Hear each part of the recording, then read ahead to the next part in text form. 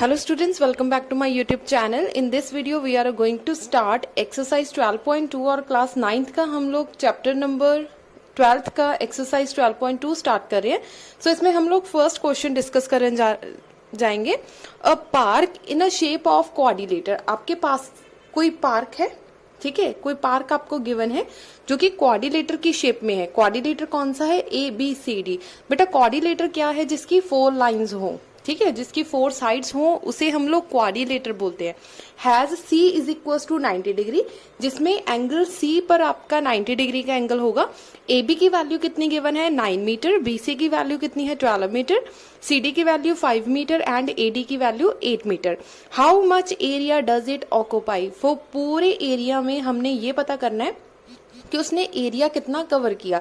इसका मतलब क्वाड्रिलेटर की हम लोग एक शेप बनाएंगे, उस शेप के अंदर हम लोग देखेंगे कि आपका एरिया वो कितना कवर अप कर रहा है. ठीक है, सबसे पहले हमने डायग्राम बनानी है और डायग्राम इस तरीके से बनाएंगे कि सी की वैल्यू जो है 90 डिग्री होगी और बी सी की वैल्यू आपकी कितनी आ रही है? 12 सेंटीमीटर. सो सी आपका 90 डिग्री है, इसका मतलब सी वाली टर्म को बेस पर हम लोग लाइन लगाएंगे.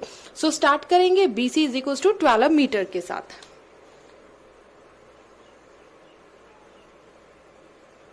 ठीक है, सबसे पहले आपने क्या लगाया? बी से लेकर सी तक की लाइन लगाई विच इज 12 मीटर. सो ये रही आपकी 12 मीटर. अब सी के ऊपर आपने क्या बनाना है? 90 डिग्री का एंगल, जो कि सी से लेकर डी तक की वैल्यू कितनी है? 5 मीटर. इसका मतलब छोटी सी लाइन लगा दो इस तरीके से 5 मीटर सी से लेकर डी तक. इतनी हो गया क्लियर. अब देखो ए बी कितना गिवन है? 9 मीटर. अब अगर बी यहां पर है तो सी यहां पर कहीं पे होगा. ठीक है, सो हम लोग लगा रहे हैं A B 9 metre. So 9 metre को इस तरीके से लगाना कि वो 12 मीटर से छोटी होनी चाहिए. ठीक है, सो ये ना हो कि आपकी 12 मीटर से बड़ी हो जाए. सो ये अगर आपकी 12 मीटर है, सो ए बी को हम इस तरीके से लगाएंगे. ये रहा B और ये रहा आपका A विच इज 9 मीटर. ये कितना है? 9 मीटर. अब A से लेकर D तक की वैल्यू देखो. A से लेकर D तक की वैल्यू कितनी है? 8 मीटर. इसका मतलब यहां पर हम लोग लगा रहे हैं इस तरीके से line. So this is 8 metre. इतनी डायग्राम हो गई क्लियर. सो ये किसकी शेप बन गई? Quadrilateral which is A B C D. ये एक क्वाड्रिलेटर है. क्वाड्रिलेटर का हमें क्या पता करना है? एरिया पता करना है. अब एरिया, ये चैप्टर जो हम कर रहे हैं इसमें क्या है? Area of triangle. So area of triangle के 2 फॉर्मूलेज हैं. एरिया ऑफ ट्राइंगल, अगर उसमें 90 डिग्री का कोई एंगल होगा, अगर 90 डिग्री का एंगल है देन आप लोग फॉर्मूला लगा सकते हैं हाफ बेस इनटू हाइट. सो क्या फॉर्मूला लगा सकते हैं? हाफ बेस इनटू हाइट, जो कि आप 8th क्लास में भी करके आ चुके हो. ठीक है, ये वाला फॉर्मूला आप लोगों ने 8th क्लास में पढ़ा है. अब हीरोज फॉर्मूला क्या कहता है? हीरोज फॉर्मूला कहता है, हीरोज फॉर्मूला के अकॉर्डिंगली एरिया ऑफ ट्राइंगल क्या है आपका? एरिया ऑफ ट्राइंगल क्या है? Under root S minus A, S minus B, S minus C. So ये 2 फॉर्मूलेज हैं. इन 2 फॉर्मूलेज की हेल्प से हम लोग इस ट्राइंगल का जो, इस क्वाड्रिलेटर का जो हम लोग एरिया निकालेंगे. ठीक है, सबसे पहले क्या करना है? हम लोग एक अपनी तरफ से लाइन लगाएंगे. So join B D. सबसे पहले बी और डी को आपस में ज्वाइन कर दो इस तरीके से. ठीक है जी, हमने बी डी को ज्वाइन कर दिया. अब 90 डिग्री पे क्या एंगल बन रहा है? सी पर क्या एंगल बन रहा है? 90 डिग्री. अगर आपका सी के ऊपर 90 डिग्री का एंगल बन रहा है, इसका मतलब यहाँ पर ये वाला फॉर्मूला डायरेक्ट लगा सकते हैं. एरिया ऑफ ट्राइंगल आपका कितना है? Half base into height. ठीक है, सो हम लोग ये वाला फॉर्मूला डायरेक्ट अप्लाई कर सकते हैं. सो यहाँ पे लिखेंगे स्टेप 1. सो इसे सॉल्व करने का तरीका क्या है? स्टेप 1. स्टेप 1 में हम लोग कौन सा ट्राइंगल चूज कर रहे हैं? कौन सा ट्राइंगल है? B C D. छोटे वाला जो नीचे वाला ट्राइंगल है वो ट्राइंगल हम लोग चूज कर रहे हैं B C D. So in triangle B C D यहां पर हमने लगाया area of triangle is equal to half into base into height. अब हाफ की जगह पर हाफ आ गया. बेस आपके पास क्या है? 12 और हाइट कितनी है आपके पास? 5. 2 1 जा 2, 2 6 जा 12, 6 को 5 के साथ मल्टीप्लाई करेंगे तो 5 6 जा 30 मीटर। सो ये आपका एरिया आ गया इस छोटे वाले ट्रायंगल के साथ। ठीक है, अब हमें ऊपर वाले ट्रायंगल का फॉर्मूला, एरिया ऑफ ट्रायंगल पता करेंगे, BDA, ये वाले ट्रायंगल का हम लोग एरिया फाइंड आउट करेंगे। लेकिन यहाँ पर कहीं पे भी 90 डिग्री का एंगल नहीं बन रहा, इसका मतलब इस ट्रायंगल के ऊपर, ये वाली जो ट्रायंगल है, इस ट्रायंगल के ऊपर हम लोग लगाएंगे हीरोज फॉर्मूला। हीरोज फॉर्मूला में क्या है, आपको सारी एजेस के, सारी जो लाइंस है उनका वैल्यू पता होनी चाहिए। ये है आपके पास 9 मीटर, ये है आपके पास 8 मीटर, लेकिन बी से लेकर डी तक नहीं पता। अब बी सी डी की हेल्प के साथ पाइथागोरस थ्योरम लगाएंगे और बी डी की वैल्यू हम लोग फाइंड करेंगे।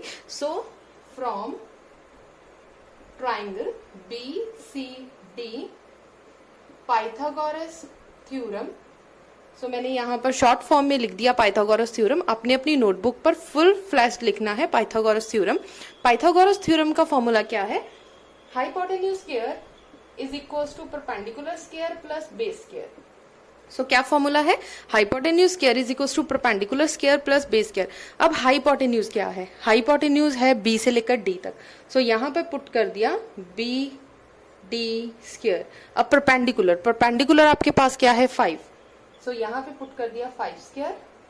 ठीक है, बेस आपका कितना है 12, सो यहाँ पे पुट कर दिया 12 स्क्वायर। 5 5 जा 25, 12 into 12 144, so we get 169 सब। सो बी डी की वैल्यू हमारे पास कितनी आ गई 169। अब ध्यान से देखिए, हमें सिर्फ 169 ही पता है, सो क्या करेंगे 169 को फर्दर सॉल्व करेंगे। सो बी डी स्क्वायर का आंसर आया, सो बी डी कितना होगा अंडर रूट 169। इसका मतलब अंडर रूट से बाहर निकालेंगे तो कितना आ जाएगा 13 मीटर। इसका मतलब बीडी की वैल्यू आपके पास कितनी आ गई 13 मीटर। क्लियर हो गया इतना पोर्शन। सो 13 मीटर मतलब हमें, हमारे पास बी से लेकर डी तक की वैल्यू कितनी आ गई 13 मीटर। सो यहाँ पर मैं लिख रही हूँ 13 मीटर। क्लियर हो गया। अब नेक्स्ट क्या करेंगे, एरिया लेना है ए बी डी, ये वाला एरिया लेना है in triangle A B D. So छोटा सा ट्राइंगल लेना है, छोटे से ट्राइंगल में हमने हीरोज फॉर्मूला अप्लाई करना है। हीरोज फॉर्मूला के लिए हमें क्या पता होना चाहिए, सेमी पैरामीटर। सो हम लोग लिखेंगे semi perimeter. So semi perimeter का फॉर्मूला क्या है, S is equals to A plus B plus C divided by 2। ठीक है जी, फॉर्मूला अप्लाई करा। अब A plus B plus C की वैल्यू कितनी है आपके पास, A की वैल्यू कितनी है 13, सो पुट कर दिया 13। B की वैल्यू कितनी है 9 और C की वैल्यू आपके पास कितनी है 8 डिवाइडेड बाय 2। अब इन सारी टर्म्स को ऐड करो, 8 प्लस 9 कितना हो गया 17, 17 प्लस 13 कितना हो गया 30। सो कितना आ गया 30 डिवाइडेड बाय 2, कटिंग करके आ गया हमारे पास 15 मीटर। सो सेमी पैरामीटर हमारे पास कितना आ गया 15 metre. Now apply area of triangle by Hero's formula. Area of triangle, so area of triangle आपके पास क्या है S minus A, S minus B, S minus C। ठीक है जी, फॉर्मूला आपके पास है। सो S की वैल्यू कितनी आई है आपके पास 15। सो हम लोग पुट करेंगे 15 माइनस A की वैल्यू कितनी है 13, 15 माइनस 9, 15 माइनस 8, अंडर रूट के अंदर है, सो अंडर रूट के अंदर ही इसे लिखा रहने दे। ठीक है, अब नेक्स्ट देखें, अब इसको सॉल्व करके देखो। 15 में से 13 गया 2, 15 में से 9 गया 6, 15 में से 8 गए तो 7।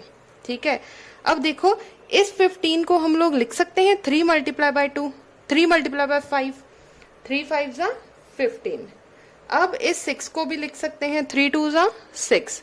अगर इसमें से कोई पेयर बन रहा है तो पेयर निकाल दो, 2 का 2 के साथ पेयर बन रहा है, 3 का 3 के साथ पेयर बन रहा है। ठीक है, सो किस तरीके से लिख सकते हैं, 3 2 जा बाहर निकाल दिया, अब अंदर क्या रह गया 5 और 7, 5 और 7, 3 2 जा 6, √35। ठीक है जी। अब 35 का आंसर किस तरीके से निकालेंगे? ये पोर्शन मैं रब कर रही हूँ, ठीक है, ताकि 35 की वैल्यू हम लोग सॉल्व कर सके। अब 35 की वैल्यू इस तरीके से सॉल्व करेंगे। ये आप छोटी क्लासेस में मेथड्स कर चुके हो। बार लगाया क्योंकि हमें 2 टर्म्स चाहिए। 5 5 25। अगर 6 6 लगाएंगे तो 36 आ जाएगा, which is a greater than 36। 36 से ऊपर जाना नहीं चाहिए, इसका मतलब 5 5 25। 10 बच गया।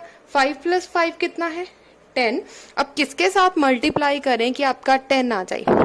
अगर आप इसको 1 के साथ भी मल्टीप्लाई करोगे तो 101 आ जाएगा, जो इससे बड़ा है। अब हमने क्या किया, यहाँ पर डॉट लगाया और यहाँ पर 2 जीरोस ले ली। ठीक है, अब किसके साथ मल्टीप्लाई करें कि 1000 आंसर आ जाए? डायरेक्ट 9 के साथ मल्टीप्लाई करके देखते हैं।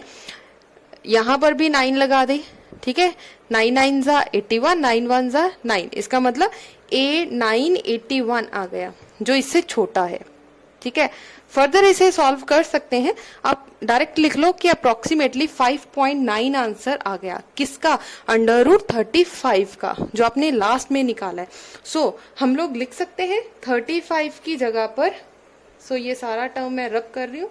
6 √35 की जगह पर क्या लिख दिया? 5.9। यहाँ पे लिख दो अप्रोक्सीमेशन, अप्रोक्सीमेटली आपका 5.9 आया।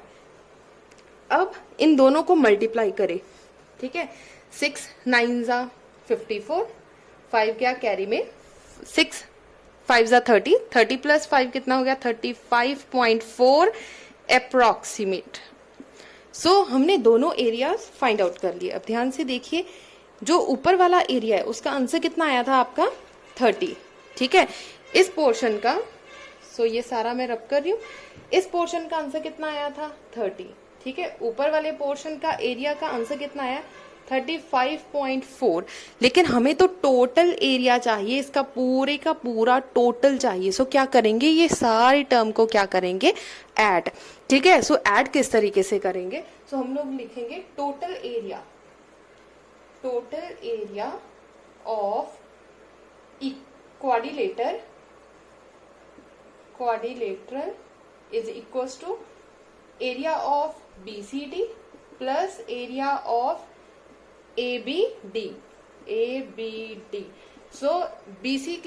BCD का एरिया कितना था? 30, और ABD का एरिया कितना है? 35.4। अब इन दोनों को ऐड कर दो, दिस इज 65.4 अप्रोक्सीमेट आंसर।